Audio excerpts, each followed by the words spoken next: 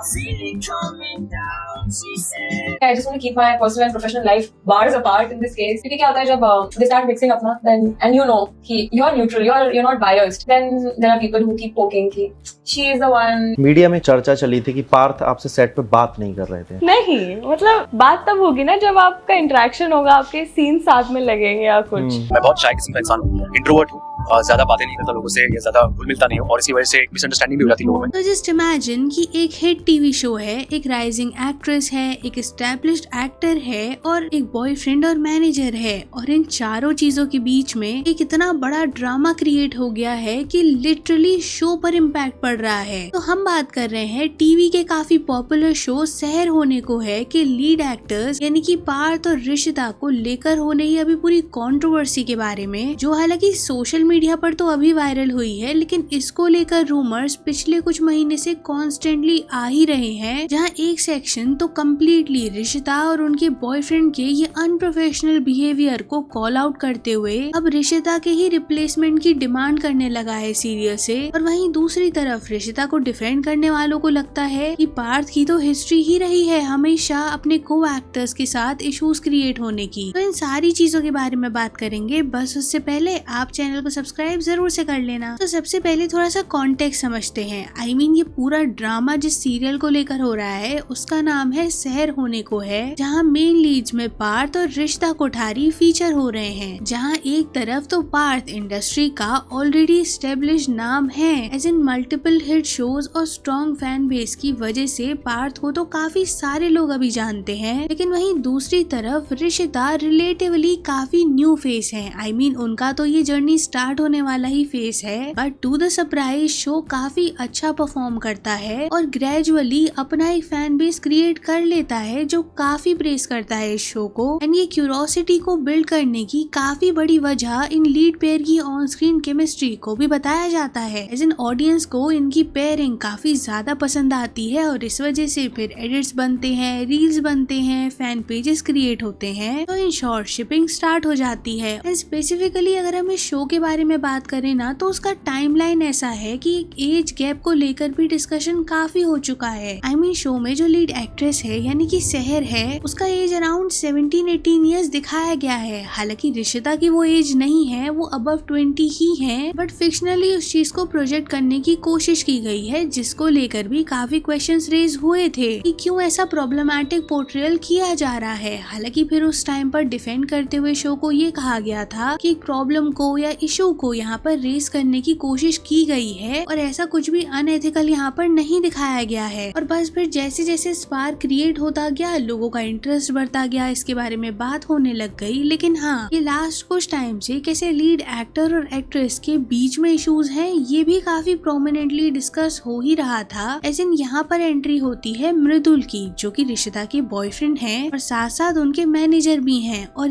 यही रोल ना अभी काफी ट्रिकी हो गया है, एज इन कंट्रोवर्सी की कहीं ना कहीं वजह बन रहा है, ऐसा लोगों का मानना है। क्योंकि जहाँ एक तरफ एक पर्सनल रिलेशनशिप है वहीं दूसरी तरफ एक प्रोफेशनल डिसीजन मेकिंग भी है। और जैसे ही फैंस ने पार्थ और रिशिता को शिप करना स्टार्ट कर दिया, वैसे ही नेचुरली मृदुल को भी अटेंशन मिलना शुरू हो गया था। I mean, लोग जा जाकर मृदुल की आईडी पर कमेंट्स कर रहे थे कि क्यों वो रिशिता के साथ है, रिशिता तो पार्थ के साथ ज्यादा बेटर लगती है। और कट टू यहीं से ये पूरा सिचुएशन अनकंट्रोलेबल हो जाता है। I mean, काफी सारे इंसिडेंट्स फिर सामने आने लगते हैं, जैसे कि रिशिता के बॉयफ्रेंड को अक्यूज किया जाने लगता है कि काफी फैन ग्रुप्स बनाए जा रहे हैं, वहाँ पर ऐसे नेगेटिव पोस्ट करवाने की कोशिश की जा रही है पार्थ के अगेंस्ट में। ऐसे इनडायरेक्ट शेड वाली स्टोरीज को भी लोग यहाँ पर मेंशन कर रहे थे कि रिशिता का बॉयफ्रेंड इनडायरेक्ट शेड थ्रो कर रहा है पार्थ के टुवर्ड्स, जिन्हें भले ही क्विकली डिलीट कर दिया गया हो लेकिन लोगों के नोटिस में वो आ गया है। अब देखो, हो सकता है ये सारी चीजें इंडिविजुअली आपको छोटी लगे कि अरे कोई भी सीरियल ऐसे हिट होता है उसके लीड पेयर को लेकर ये सारी चीजें तो चलती रहती हैं, लेकिन देखो प्रॉब्लम भी यहीं से क्रिएट होती है। I mean, इंटरनेट पर शिपिंग कल्चर कभी कभी इतना टॉक्सिक हो जाता है ना कि वो रियल लाइफ रिलेशनशिप को भी इम्पैक्ट करने की पूरी कोशिश कर देता है और फिर चीजें ना एम्पलीफाई हो जाती हैं। अब हालांकि मैं यहाँ ये डिफेंड नहीं कर रही हूँ कि इन सब की वजह से फिर आप किसी और को नेगेटिव लाइट में दिखाने की कोशिश कर दो, जैसा पार्थ को डिफेंड करने वाले कह रहे हैं कि मृदुल ने पार्थ के अगेंस्ट नेगेटिव कैंपेन रन कराने की पूरी कोशिश की हुई है, बॉट कमेंट्स करवाए जा रहे थे, उनको इतना ज्यादा हेट दिलवाया गया कि खुद इवेंचुअली जाकर पार्थ को इस चीज पर रिएक्ट करना पड़ा। और एग्जैक्टली अपना स्टेटमेंट देते हुए, सोशल मीडिया से ब्रेक लेते हुए उन्होंने यही मेंशन किया, जहाँ हालांकि उन्होंने नाम किसी का भी नहीं लिया है, लेकिन ऑफ कोर्स जब उन्होंने पहली बार इतना लाउडली स्टेटमेंट को दिया तो सारे लोगों को समझ आने लगा कि जो लास्ट कुछ टाइम से कुछ रूमर्स आ रहे थे वो एक्चुअली सही थे। और इस चीज को और ज्यादा कंफर्मेशन तब मिल गया जब ऋषिता ने भी रिएक्ट कर दिया। हालांकि उन्होंने यही बताया कि कैसे वो काफी ग्रेटफुल हैं जो उन्हें अपॉर्चुनिटी मिली और जो ऑडियंस का उन्हें प्यार मिल रहा है उसके लिए भी वो बहुत ग्रेटफुल हैं, लेकिन हाँ ऐसा नहीं है कि वो अगर चुप हैं तो वो गलत हैं। एंड बस फिर क्या था, लोगों के ओपिनियंस जनरेट होने शुरू हो गए, जहाँ काफी सारे लोग ऋषिता को अनप्रोफेशनल का टैग देते हुए कह रहे थे कि